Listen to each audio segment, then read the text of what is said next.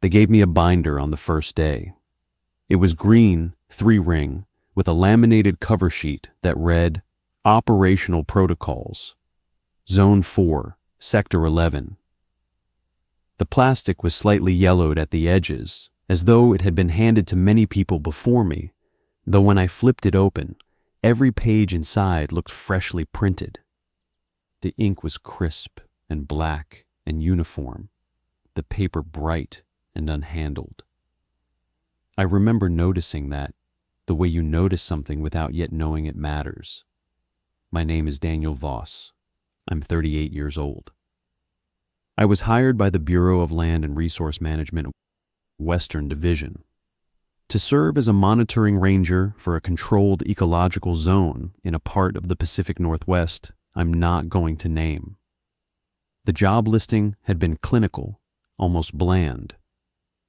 Monitoring ranger for restricted research zone, solo assignment, 12-month rotation, housing provided, prior forestry experience required, interviews by appointment.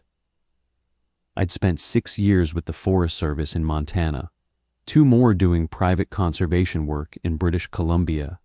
I was tired and between things, and the pay was good. I didn't ask many questions during the interview. They didn't seem to expect any.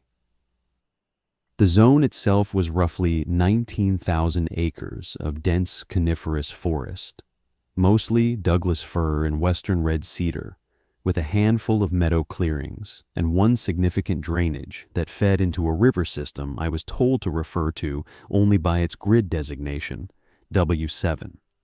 The entire perimeter was fenced 12-foot chain link, topped with angled razor wire, and posted with federal restriction signs every 200 meters. There were 4 access gates, each requiring a magnetic key card and a 6-digit rotating code that changed every 72 hours. The codes were delivered to my station terminal automatically.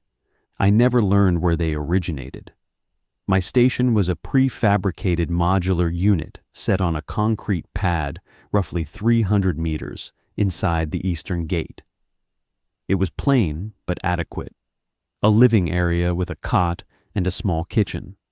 A bathroom with a shower that ran hot for exactly 11 minutes before switching to cold, which I later timed out of habit, and the operations room, which contained the terminal, the radio, a rack of paper logbooks, a set of topographic maps sealed behind plexiglass on the wall, and a large, slightly humming steel cabinet that was always locked, and for which I was never given a key. My supervisor, or the person I understood to be my supervisor, was a woman named Ellison. I never learned her first name. She contacted me exclusively through the terminal in text-based messages that arrived at irregular intervals, sometimes several in a day, sometimes nothing for a week. Her communications were direct and impersonal. She never asked how I was doing. She never referenced anything outside the scope of the work. In 12 months, I never met her in person, never spoke to her by voice, and never saw a photograph. For all functional purposes, Ellison was a name attached to a cursor.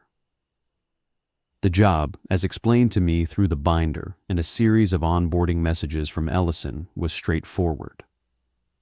I was to conduct 2 patrols per day along designated routes, one beginning at 0601 at 1400.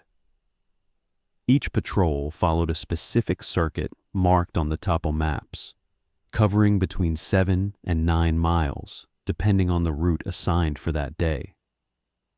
There were 5 possible routes, designated Alpha through Echo, and the rotation schedule was printed on a laminated card pinned above the terminal. The schedule repeated on a 14-day cycle. I was to carry a standard kit on each patrol: compass, radio, water, a field notebook, a digital camera, and a handheld GPS unit that logged my coordinates at 2-minute intervals. Upon returning, I was to enter a patrol summary into the terminal using a standardized form. The form had 14 fields. I was to fill in every field, every time, even if nothing of note had occurred. If nothing of note occurred, I was to write "no anomalies observed" in the final field. This phrase exactly, not "nothing unusual" or "all clear" or any variation. No anomalies observed. I was also responsible for maintaining the station, checking the perimeter fence on a weekly rotation, monitoring weather instruments mounted on the roof, and filing a weekly status report every Sunday by 2,000 hours. The status report had its own form, 21 fields. It covered everything from equipment condition to my own physical and psychological state. There was a field that asked, each week, "Have you experienced any perceptual irregularities during this reporting period?" The options were yes, no, and uncertain.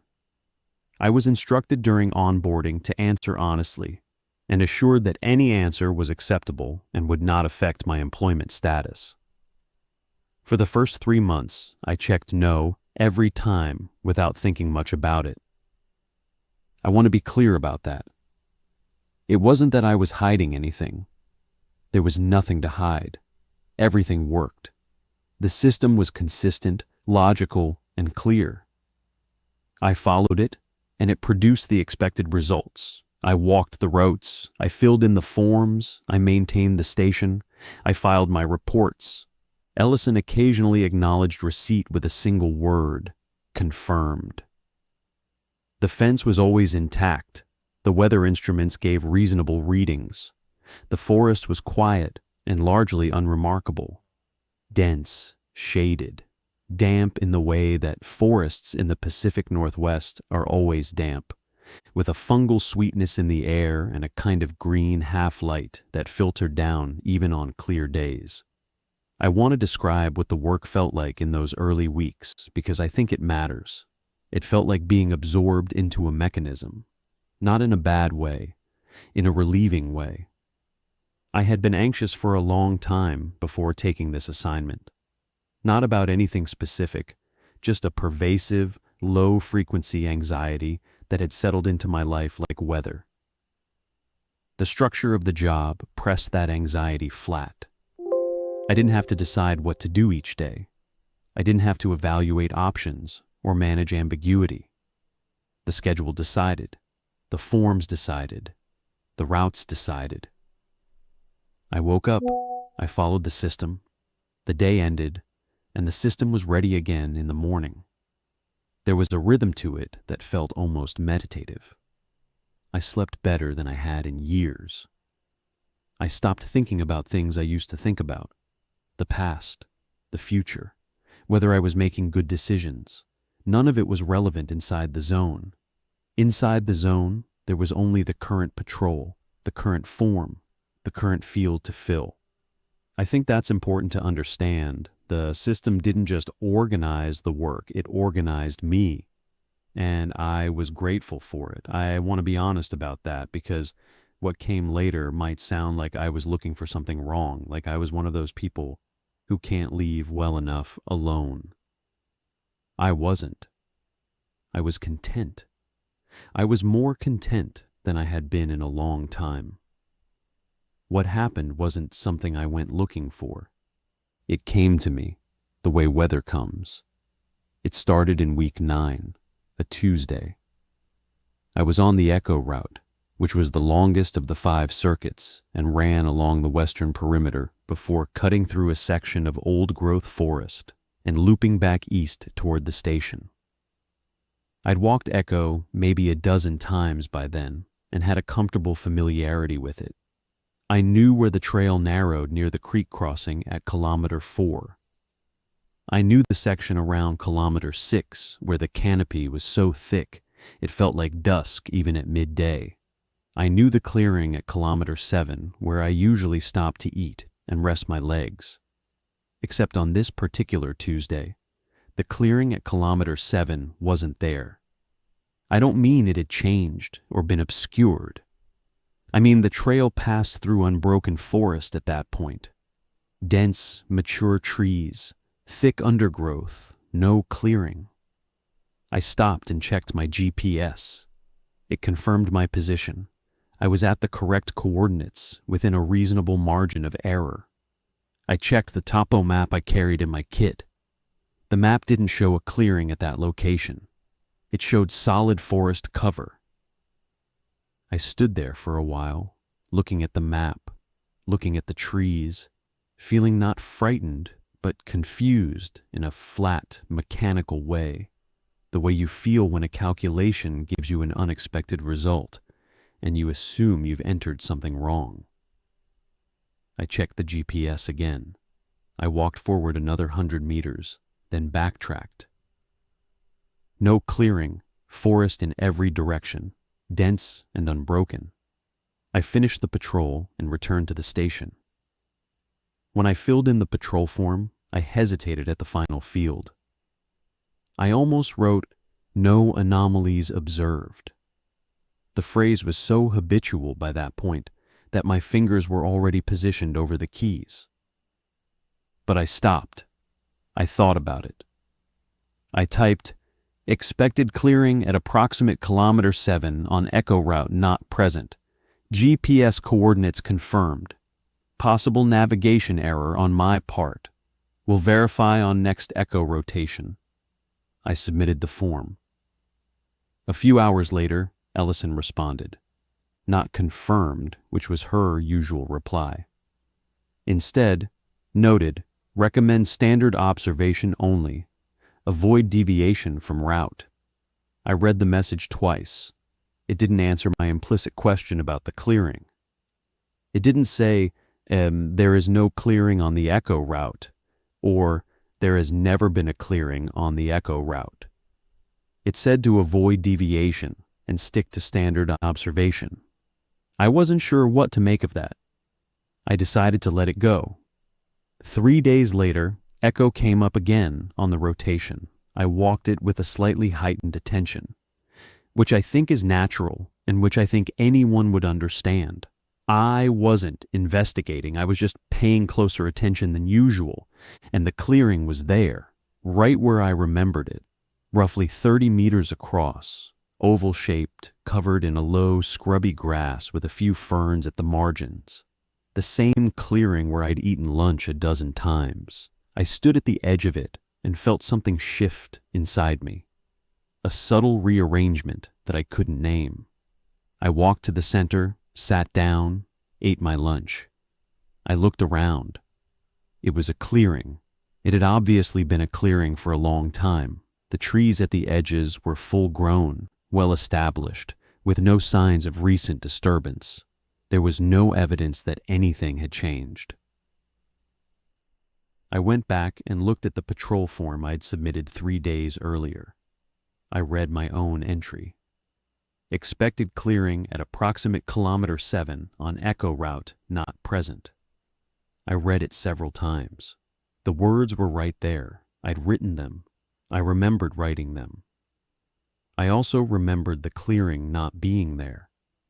But now it was there, and it looked like it had always been there, and I had no way to reconcile those two facts.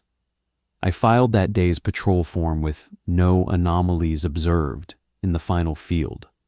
I checked the box next to "No" on my next weekly status report, where it asked about perceptual irregularities. I did this deliberately. I recognized what I was doing. I was choosing the version of events that made more sense, and I was discarding the other one. This is, I think, a very human thing to do. We do it all the time. We just don't usually catch ourselves in the act.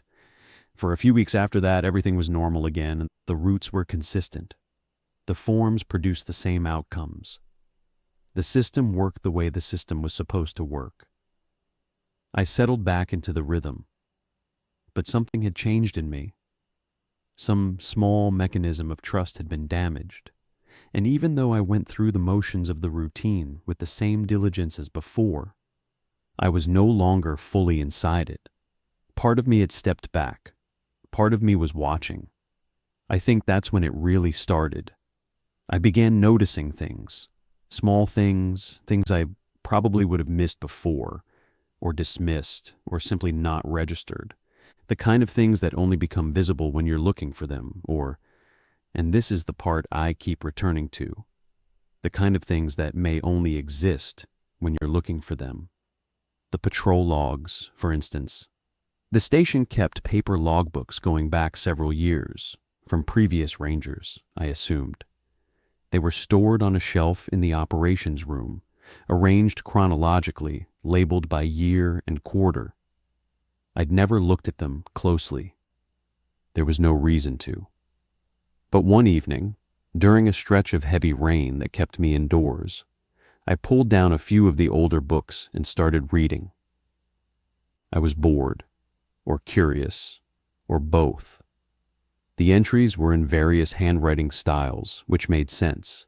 Different rangers, different rotations. The content was almost identical to what I wrote in my own forms. Route walked, conditions noted, equipment status.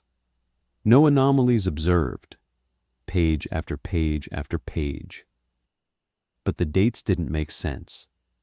It took me a while to see it because the entries were handwritten and the dates were formatted in different ways by different people, and you had to really pay attention to catch it, but some of the logbooks overlapped. A book labeled 2019 Q3 contained entries with dates in 2019, yes, but also entries dated in 2021 and 2017 and one, unmistakably in 2023. The handwriting varied across these entries, as though different people had written them, but the patrol routes described were the same 5 Alpha through Echo, and the formats were close enough to be recognizable. One ranger, writing in a tight, precise hand, described walking the Charlie route on March 14th, 2021, noting mild fog and a broken branch across the trail at kilometer 3. Another ranger, in a looser, more slanted script, described walking Charlie on March 14th, 2021, also noting fog, but making no mention of a broken branch. Both entries were in the same logbook, on the same page, one directly below the other. I spent the rest of that evening going through the logbooks. I pulled down every one of them, all 14, and spread them across the operations room floor. The overlapping dates weren't random. They weren't rare. They were everywhere. In some cases, 3 or 4 different entries existed for the same date, same route, written in different hands, with details that were mostly consistent but not quite identical. Slight variations.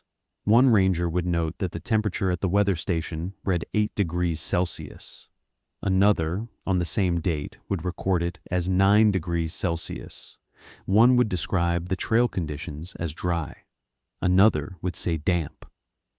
These were the kinds of differences that could be explained by normal variation in human perception and memory. If you looked at any single discrepancy in isolation, it was trivial. It meant nothing. It's only when you saw them together, all of them spread across a floor in overlapping piles, that the pattern, or the absence of a pattern, became disturbing. I didn't report this. I want to be explicit about that. I considered it. I sat at the terminal and opened a message to Ellison, and I typed the first few sentences. I've been reviewing historical patrol logs and found significant date inconsistencies across multiple logbooks. Entries from different years appear in the same volume. Multiple entries exist for identical dates. I looked at what I'd written. Then I deleted it.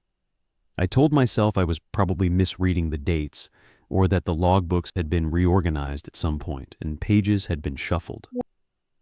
I told myself there were reasonable explanations. And there were. That was the thing. There were always reasonable explanations, individually. It was only collectively that the reasonable explanation started to feel like a wall built to obscure something. I put the logbooks back on the shelf. I went to bed. I slept badly. In the morning, I walked the Alpha route, filled in the form, wrote "no anomalies observed," and went on with my day. But I couldn't stop. That's the truth of it. Once you start paying attention, really paying attention, you can't simply decide to stop. You can decide not to act on what you see. You can decide not to report it, but you can't unsee it. The part of your mind that has learned to look keeps looking involuntarily, the way your tongue keeps finding a chipped tooth. I started comparing my GPS logs. The handheld unit stored every coordinate it recorded, time-stamped and sequential. After each patrol, the data was uploaded to the terminal, which generated a track overlay on the route map. I'd never examined these closely before. Why would I? I walked the route. The GPS tracked the route. The data confirmed the route. It was a closed system. But now I was looking, and what I found was that the GPS data didn't always match the route I'd walked.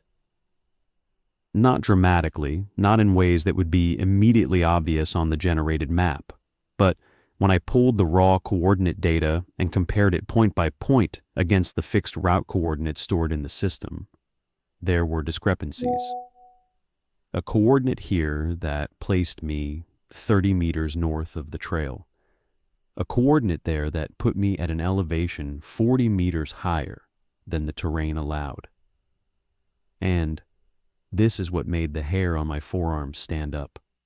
Coordinates that placed me at locations on the route that I hadn't yet reached at the time they were logged. Not many, just a few, scattered across different patrols.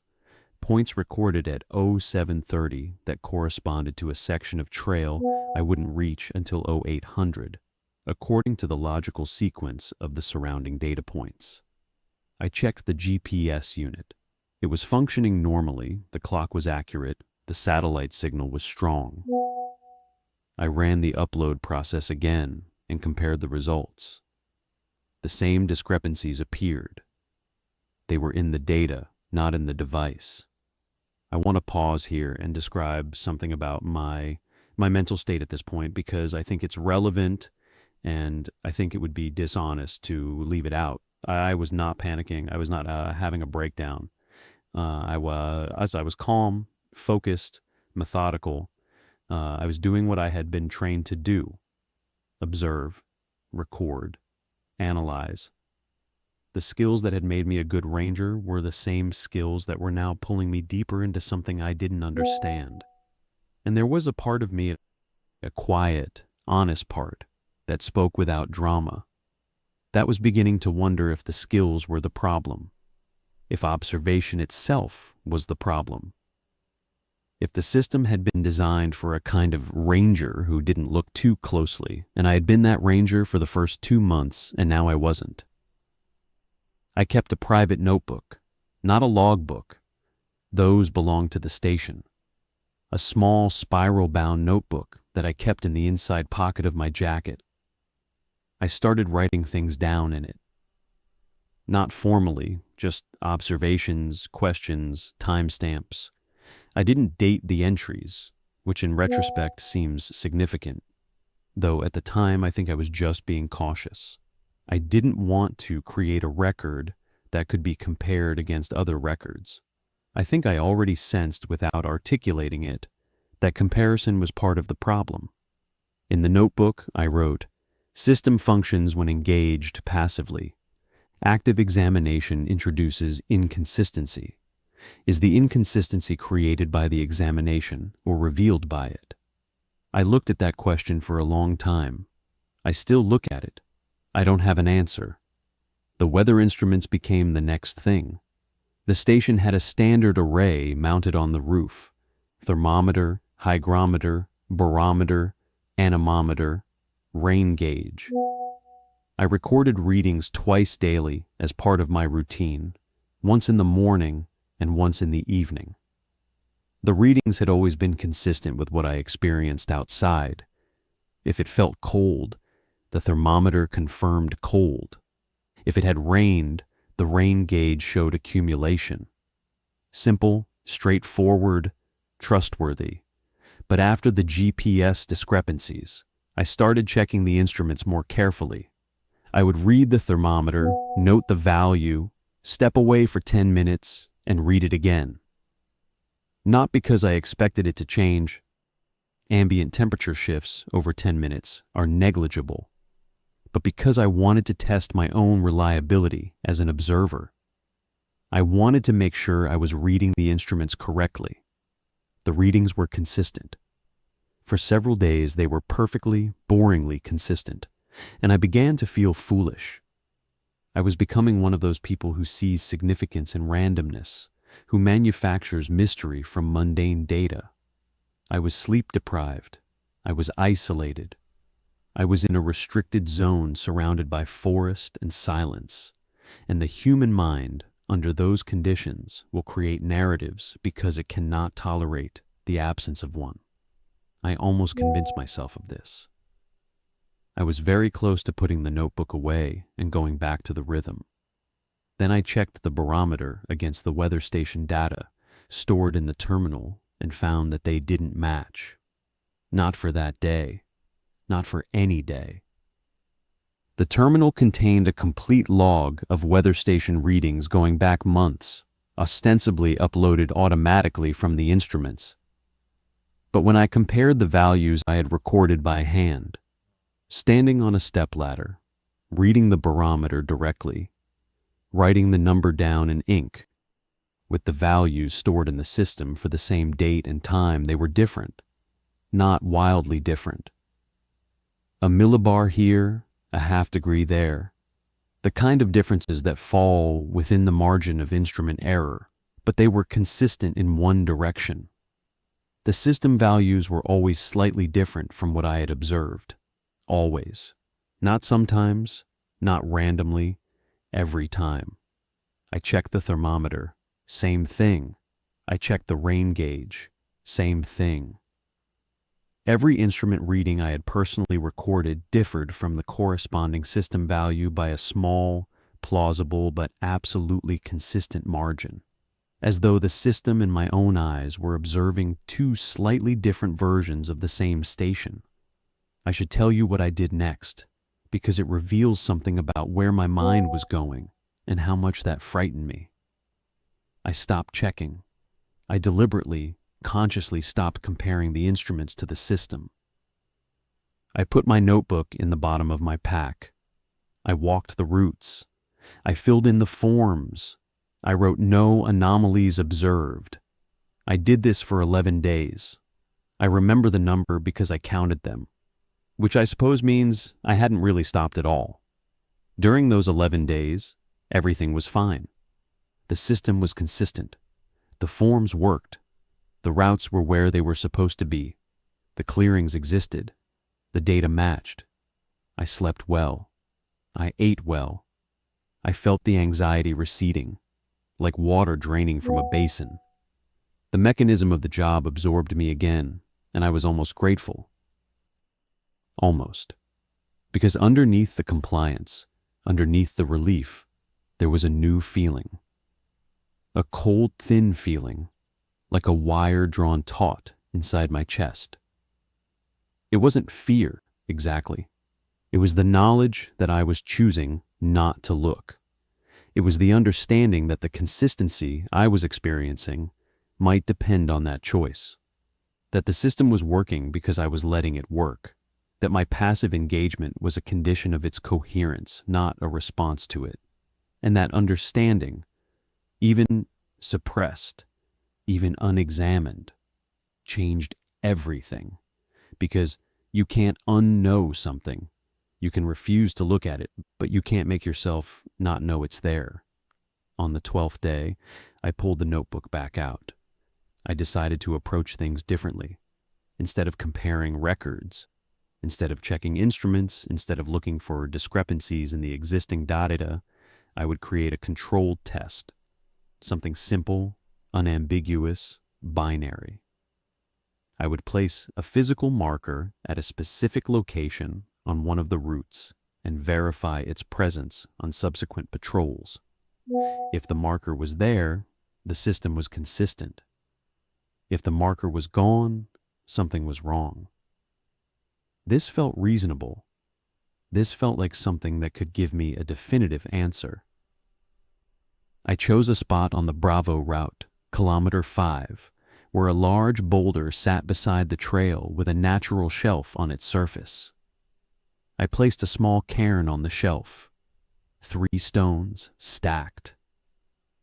I noted the exact position in my private notebook, described the stones, and photographed them with the patrol camera. Then I continued the route, filed my form, and waited. 2 days later, Bravo came up on the rotation.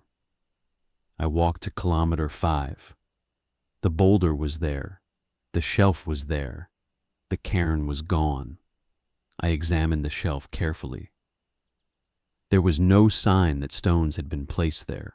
No scratches, no grit, no disturbance in the thin layer of moss that covered the surface. The moss was uniform and undisturbed. It looked like nothing had ever been placed there. I checked my notebook. My entry described the cairn clearly. I scrolled through the photos on the camera and found the image I'd taken. It showed the boulder, the shelf, and 3 stacked stones on a bed of moss. I placed a new cairn, same spot, same 3 stones which I found nearby. I photographed it. I noted it. I continued the patrol. 2 days later, Bravo again. The cairn was gone. The moss was undisturbed. I placed it again. 2 days later, gone. Again, gone. On the 4th attempt, I did something different. After placing the cairn, I didn't leave. I sat on the ground across from the boulder and watched. I watched for an hour. Nothing happened. The cairn sat on the shelf. The forest was quiet. Wind moved through the canopy. A bird called somewhere to the west. I watched the cairn. It didn't move. Nothing moved. After an hour, I stood up, noted the time, and walked away. I continued the patrol, returned to the station, filed my form. The next time Bravo came up, 2 days later, I walked to kilometer 5. The cairn was there. I stared at it for a long time. I checked the stones. They appeared to be the same ones I had placed. The moss beneath them was slightly compressed. Everything was consistent with the cairn having sat there undisturbed for 2 days. I felt a sensation that I can only describe as a kind of vertigo that was not physical. The ground was solid under my feet. The trees were stable. The sky was where it should be. But something inside my sense of reality had shifted, tilted, like a painting hung slightly off level, not enough to fall, just enough that everything looked subtly, irreparably wrong. I didn't remove the cairn. I walked on. When Bravo came up again, the cairn was still there. And again, and again. It stayed after that, as though whatever process had been removing it had stopped, or had been satisfied by my act of watching it, or, and this is the thought I kept coming back to, the thought that kept me awake at night, as though the cairn's existence had been consolidated by my sustained attention, and its previous disappearances had occurred in the gaps when no one was observing it. I need to talk about the radio now, because the radio is where things changed in a way I can't walk back from. The radio at the station was a standard VHF unit, with a range that theoretically covered the entire zone, and a few kilometers beyond the perimeter fence. I was instructed during onboarding that the radio was for emergency use only, and that all routine communication should go through the terminal. I'd never used the radio. It sat on its cradle in the operations room, a squat black box with a coiled antenna and a row of preset channel buttons. During my weekly equipment checks, I verified that it powered on, confirmed the battery was charged, and noted radio functional on the status form. I never transmitted. I never scanned the channels. On a Wednesday, in what I believe was my 5th month, I say believe, because by this point I had noticed that my personal sense of elapsed time and the dates on the terminal didn't always seem to correspond, though I couldn't pin down exactly how. I turned on the radio and began scanning. Most channels were empty. Static or silence, which are different things, though they sound similar. Static has a texture, a presence. Silence on a radio channel is flat and depthless, like a held breath. I moved through the presets. Empty, empty, static, silence, empty. And then, on a channel that was not one of the labeled presets, I found it by manually tuning between two of them. A voice.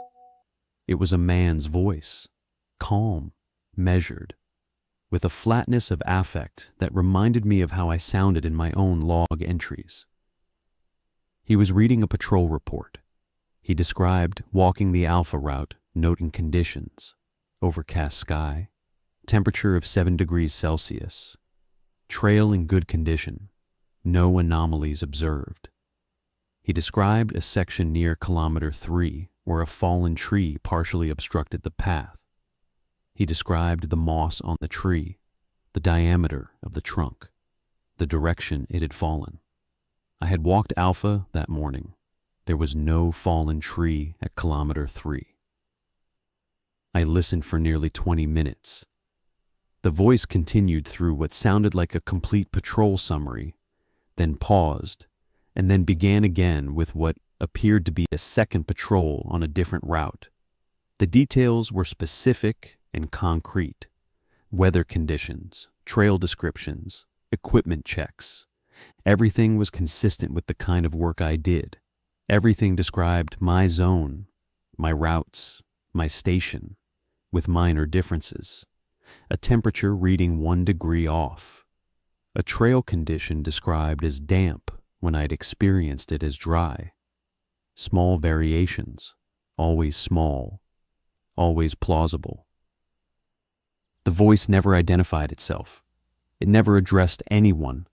It simply reported the way I reported, into what seemed like the same system, about what seemed like the same place. I pressed the transmit button and spoke. "This is Station 11, Sector 11. Identify yourself. Over." My voice sounded strange in the room. Too loud, too present. The radio gave no response. The voice continued its report as though I hadn't spoken. I tried again. Same result. I tried different channels. Nothing. When I returned to the original frequency, the voice was still there, still reporting, still describing patrols that were almost but not quite identical to mine. I listened for 3 hours that first night. I took notes in my private notebook. I logged the frequency, the times, the content of the reports. The voice described 5 patrols, 1 on each route, covering what appeared to be 2.5 days of work. The details were roughly consistent with my own experience of the zone, but consistently slightly off. Small things. A creek crossing described as knee-deep when I'd only ever experienced it as ankle-deep. A section of trail described as trending uphill when my own experience and the topo map agreed it was level. A clearing. The clearing on Echo, the one at kilometer 7, described as containing a single large stump in the center. There was no stump. I had sat in that clearing many times. There was no stump. I didn't report the radio transmissions. I don't think I need to explain why at this point, but I will anyway. I had stopped believing that reporting things to the system would clarify them. Every time I had reported an inconsistency, the system had responded either by absorbing my report without acknowledgement or by gently, almost imperceptibly, redirecting me back to the routine. Recommend standard observation only. Avoid deviation from route. The system did not want me to look more closely. It had never forbidden it. But it had never once encouraged it either. And the structure of the job, the 14 field forms, the laminated schedule card, the rotating codes, the prescribed phrases. All of it was designed to keep engagement at a specific depth, deep enough to be functional, shallow enough to be safe. And I use the word safe deliberately, though I'm not sure anymore whether it meant safe for me or safe for the system. After the first night of radio listening, I made a decision that I now recognize as a turning point, though it didn't feel like one at the time. I decided to cross-reference the radio reports with my own observation. Like, I would walk a route, record my observations in detail in my private notebook, and then listen to the radio that evening to see if the voice described the same route and how its account compared to mine. I did this for 2 weeks. The correlation was unmistakable. The voice followed the same rotation schedule I did, 1 day behind. If I walked Alpha on Monday, the voice described Alpha on Tuesday evening. If I walked Charlie on Wednesday, the voice reported Charlie on Thursday night. The routes were the same, the schedule was the same, the zone was the same. But the observations were different, always by that small, maddening margin. A degree of temperature, a trail condition, the presence or absence of a minor feature. And here's what disturbed me most, more than any single discrepancy, more than the cairn or the clearing or the mismatched weather data. When I listened to the radio, I couldn't tell which account was more accurate, mine or the voices. I would walk a route and observe things and record them in my notebook with all the care and precision I could manage. And then I would listen to the voice describe the same route in the same careful language with the same attention to detail, and its version would be slightly different, and I had no objective way to determine which version was true. The instruments contradicted themselves. The GPS contradicted itself. The logbooks contradicted themselves. My own memory, I was beginning to realize, contradicted itself. I would remember a detail from a patrol, the color of lichen on a specific rock, the angle of a leaning tree, and the next time I walked that route, the detail would be subtly different, and I couldn't be sure whether the thing had changed or my memory of it had. I wrote in my notebook, if observation produces inconsistency and non-observation produces consistency, what is the relationship between the observer and the system? Is the system real when no one is paying attention? Is it more real? Is that even a meaningful question? I don't know who I was writing that for. Myself, I suppose. Though I'm not sure I trust that answer either. The locked cabinet in the operations room started to bother me. It had always been there, a presence I acknowledged without examining. It was large, maybe 2 meters tall by 1 wide, made of heavy-gauge steel, painted a dull institutional gray. It had a single-keyed lock, a standard pin tumbler type. I had never been given a key. I had never been told what was inside. The onboarding materials didn't mention it. Ellison never referenced it. It was simply there, in the room where I worked every day, locked and silent and unexplained. I tried the key from the supply closet. It didn't fit. I tried the master key that opened the access gate's manual overrides. It didn't fit. I considered forcing the lock, but decided against it, not out of obedience, but because I was genuinely afraid of what compliance with my curiosity might produce. I was afraid that the act of opening the cabinet would change what was inside. The way paying attention to the clearing had seemed to change the clearing. The way examining the GPS data had seemed to create the inconsistencies in the GPS data. Instead of opening the cabinet, I started observing it. I measured its dimensions and noted them.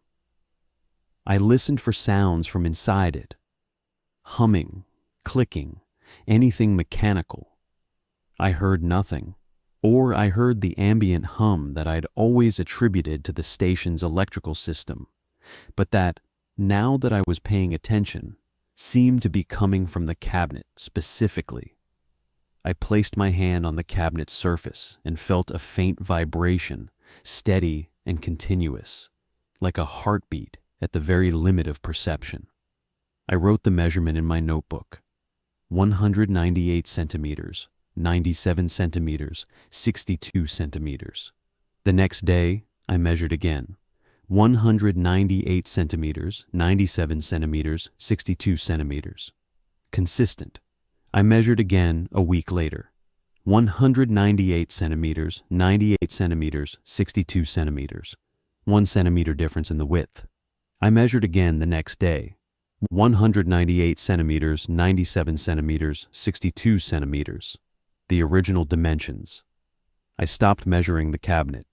I turned my back to it when I worked at the terminal. I tried not to think about it, which of course meant I thought about it constantly.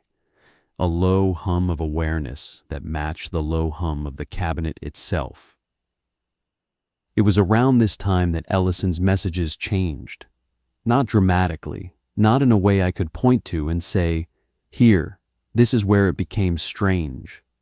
But the messages, which had always been terse and functional, began to include phrasing that felt. I don't have a better word for this. Anticipatory, as though they were responding to things I hadn't yet done. One message, arriving on a Thursday afternoon, read, "Reminder, deviations from prescribed patrol routes are noted automatically by the GPS tracking system. Consistent adherence to route protocols is appreciated." I had not deviated from a route. I had not mentioned deviating from a route, but I had, that morning, while walking the Delta route, considered leaving the trail to investigate an area about 200 meters to the south where I thought I'd seen a structural anomaly in the forest. A two-straight line among the trees, a regularity that didn't look natural. I had not gone. I had stayed on the trail, but I had considered it, and Ellison's message felt like a response to that consideration. Another message, a few days later. Note: historical logbooks are maintained for archival purposes and may contain transcription errors from previous reporting periods. These materials are not required reading for current personnel and do not reflect current operational status. I had not mentioned the logbooks to Ellison. I had not typed a single word about them into the terminal. I had examined them weeks earlier in the privacy of the operations room alone. Either Ellison had some way of knowing what I did in the station that went beyond the terminal and the GPS, or the messages were coincidental, or, and this is the option I keep returning to, the messages were not from Ellison at all, but were generated by the system itself in response to some calculus I couldn't perceive, the way a thermostat responds to temperature. Maybe the system could detect the change in my behavior. Maybe my patrol forms, despite always reading "no anomalies observed," contained some pattern in the timing, the keystrokes, the micro-hesitations that revealed I was paying more attention than the system required. Maybe the system was not a set of procedures, but a feedback loop, and I was inside it, and my observations were not separate from the thing I was observing. I need to tell you about the fence. I've been avoiding this because the fence is the thing that frightened me most, and even now, writing about it, I feel the same cold contraction in my chest, the same instinct to pull back, to glance away, to write "no anomalies observed," and move on. But I owe whoever reads this an honest account, or as honest as I can manage from inside the distortions. The perimeter fence check was a weekly task. I drove the service road that paralleled the fence in an old government issue pickup, stopping at regular intervals to inspect the fence visually and to check the tension on the wire.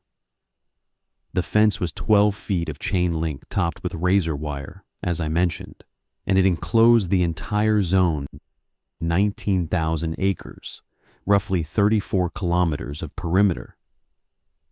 The inspection took most of a day. It was tedious, repetitive work. the kind of work that lulled you into a state of half attention, which I now believe was the point. I had done the fence check maybe 15 times before I noticed what I'm about to describe, and I want to emphasize, I am not certain it wasn't always there, and I simply hadn't seen it, or hadn't registered it, or had registered it and filed it under normal without examination. That's the problem with everything that happened in the zone. You can never be sure whether you're discovering something or creating it. On the northern section of the perimeter, roughly between gates 2 and 3, there was a stretch of fence about 400 meters long where the chain link, when I looked at it straight on, appeared normal. Standard galvanized steel, standard diamond pattern, standard appearance. But when I looked at it from an angle, not directly, not straight on, but from the corner of my eye, or while turning my head, the fence appeared to curve inward, not toward the zone, away from it, as though the fence was bowing outward, away from the interior, in a gentle arc that was visible only in peripheral vision. When I turned to look at it directly, the curve disappeared. The fence was straight. I'd walk to it, touch it, confirm its straightness with my hand. Straight, solid, normal. But as I walked away and glanced back over my shoulder, there it was. A curve, a bowing, a wrongness in the geometry that existed only at the edge of perception. I tried to measure it. I brought a level, a long straight edge, a laser distance finder. Every measurement confirmed. The fence was straight, perfectly, absolutely straight. And yet I could see it curving when I wasn't looking at it directly. Not always, not every time, but often enough and consistently enough that I couldn't dismiss it. I stopped doing the fence checks carefully after that. I drove the perimeter road at a steady speed, looked straight ahead, noted fence intact, no damage observed on my form, and returned to the station. I didn't look at the fence from an angle. I didn't look at the fence at all, really. I just confirmed its presence and moved on. This is what the system wanted. I understood that now. Not in an explicit way, not as a command or a threat, but as a structural truth that I had absorbed through experience. The system wanted me to confirm things, not examine them. It wanted me to certify reality, not investigate it. My job was not to understand the zone. My job was to observe it at the prescribed depth and to produce records that confirmed it was consistent. And the zone, in return, would be consistent. That was the arrangement. That was the contract I hadn't known I'd signed. But I'd broken the contract. I'd looked too closely, too often, too carefully, and I couldn't go back. The damage was done. Even when I tried to return to passive engagement, even when I wrote no anomalies observed and meant it, the awareness was there underneath, like a bass note beneath a melody, changing the quality of everything above it without being directly audible. The worst part, the part that I've spent the most time thinking about, and the part I understand the least, is that I began to suspect the inconsistencies weren't errors. They weren't glitches or malfunctions. They were the system working correctly as designed for a purpose I couldn't see. The overlapping dates in the logbooks, the GPS coordinates that anticipated my position, the weather readings that differed between direct observation and system record, the voice on the radio describing my own patrols in a slightly different key. All of it was the system functioning, and the consistency I experienced when I didn't pay attention wasn't the real state. It was a simplified output, a dashboard reading generated for my benefit, a version of reality that was manageable because it was incomplete. The full system, the one operating beneath the surface I was trained to monitor, was something else entirely. Something that didn't need to be consistent because consistency was a human requirement, a human comfort, and the system was not, at its core, for humans. We were just the ones who operated the interface. I realize how that sounds. I realize it sounds paranoid or delusional, or like the kind of pattern recognition gone haywire that happens to people who spend too long alone.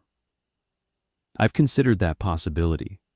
I've considered it seriously at length in the quiet hours of many nights, and I can't rule it out. That's the honest truth. I cannot rule out the possibility that everything I've described is the product of isolation, sleep disruption, and a mind that needed to find meaning in a meaningless environment.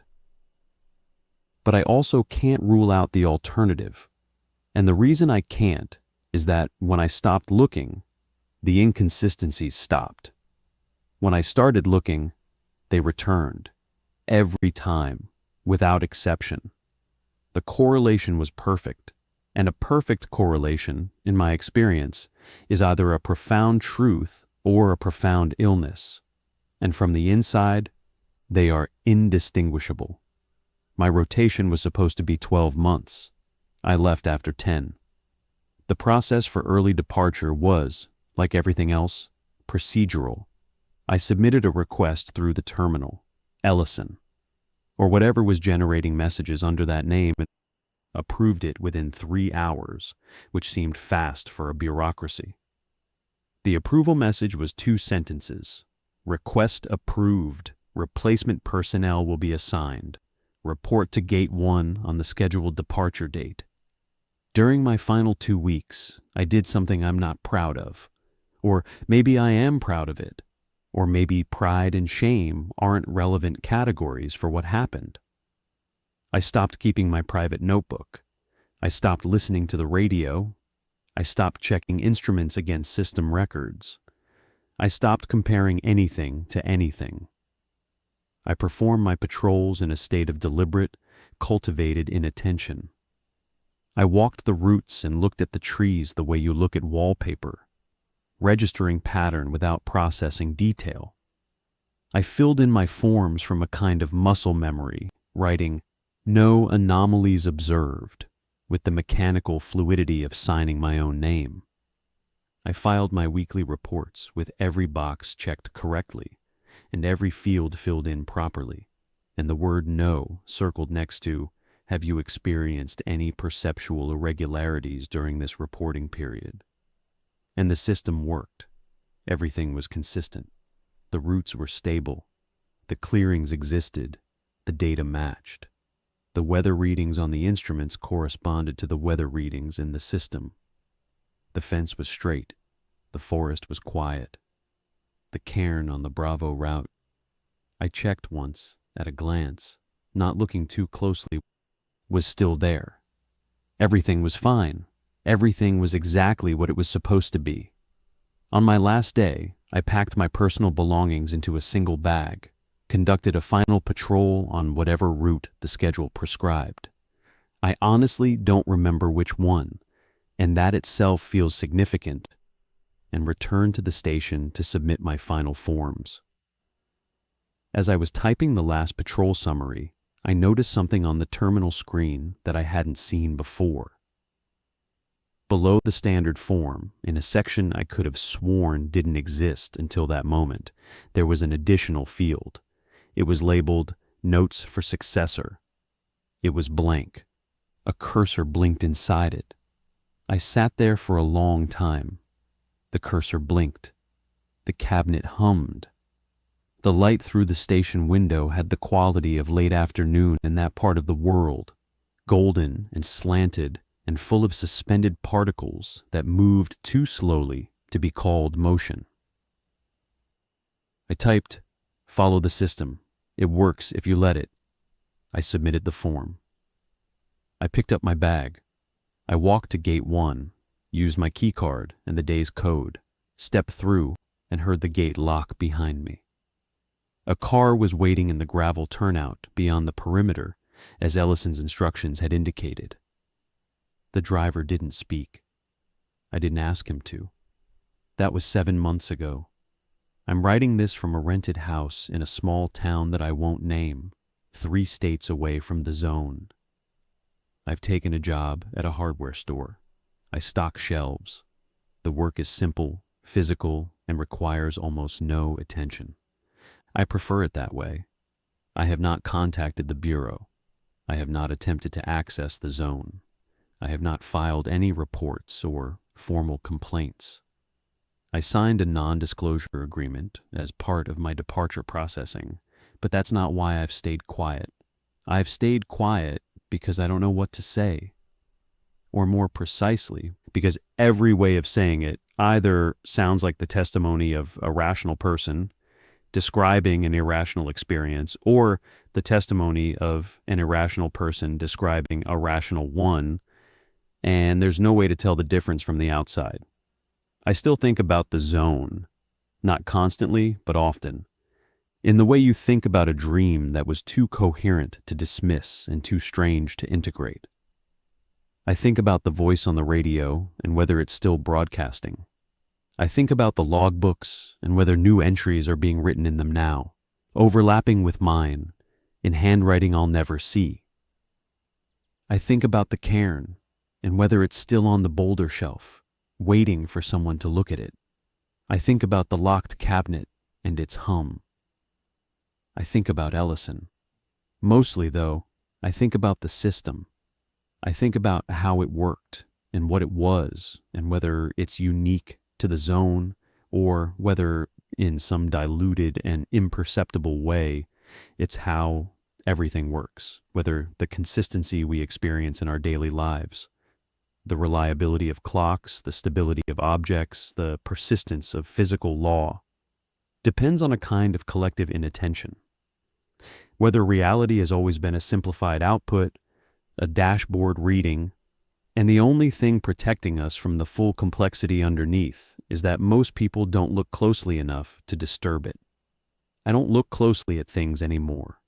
I don't compare things if I notice something that seems inconsistent. A price that changes between visits to the store, a street that seems shorter than it was last week, a face I recognize from somewhere but can't place. I let it go.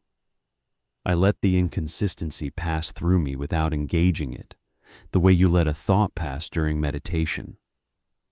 It's not that I'm afraid, or it is that I'm afraid, but the fear has settled into something quieter, more durable, something that has become part of my operating baseline, rather than a spike I react to.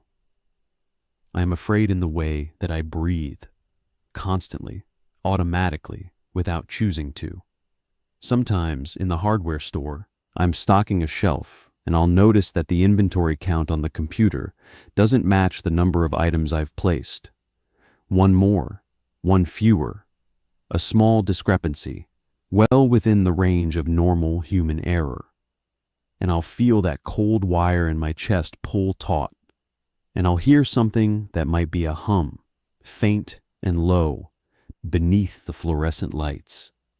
And I'll look away, and I'll count again, and the numbers will match. They always match if you don't look too closely. That's the thing I learned in the zone. That's the thing I can't unlearn. That's the thing I'm telling you now carefully, from a safe distance, with my eyes fixed on the middle ground, never focusing too sharply on any single detail, because I have learned what happens when you do. Nothing changes. Everything changes. It depends entirely on whether you're paying attention. And I've decided. I've chosen, deliberately, with full awareness of what it costs, not to.